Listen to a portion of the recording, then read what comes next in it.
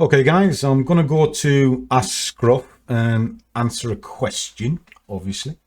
So let me flick this over and pull it into shot. Find it here in Ask Scruff for the Discord, and it's for Cliff. So it's a little salute to you, my kid. As a newbie, I'm working my way through Where the Scruff. Good.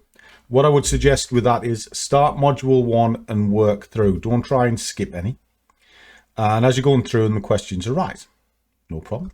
And don't worry about whether the question is being asked before. There's not such thing as a stupid question. It's just an unknown answer. But to be clear, I want the best way to approach it. Okay. Module 9, how to narrow down into a single product and comparing it to today's VinViz. Okay, block diagram. There's nothing much going on between the USD, JPY and USD Euro and across all other companies. Given there is not a 2-block difference, would you therefore sit on your hands? Right, okay.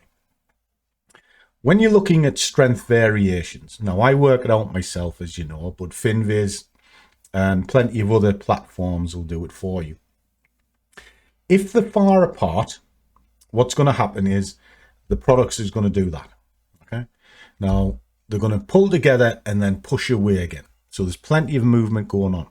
If they're sitting on top of each other, doesn't mean to say you can't trade it, but what it means is the movement is going to be minimal.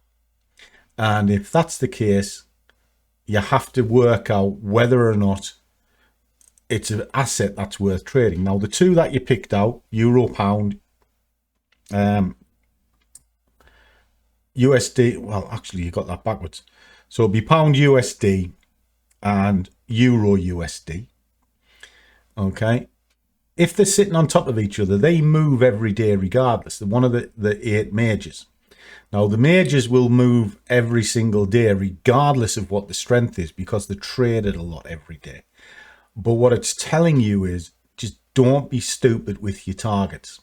You know, go for the minimum criteria, 10, 15 pips, because that's probably all it's going to give you in a wave and you'll be fine. But that's the way I do it. But if I was looking at, say, Euro Pound, where it's a very slow market to start with, and there's no real movement I can see, then yes, I would sit on my hands at that point. But if it's a major, I would still trade it, but I would just be very careful with my target. So I hope that helps you. Catch you soon.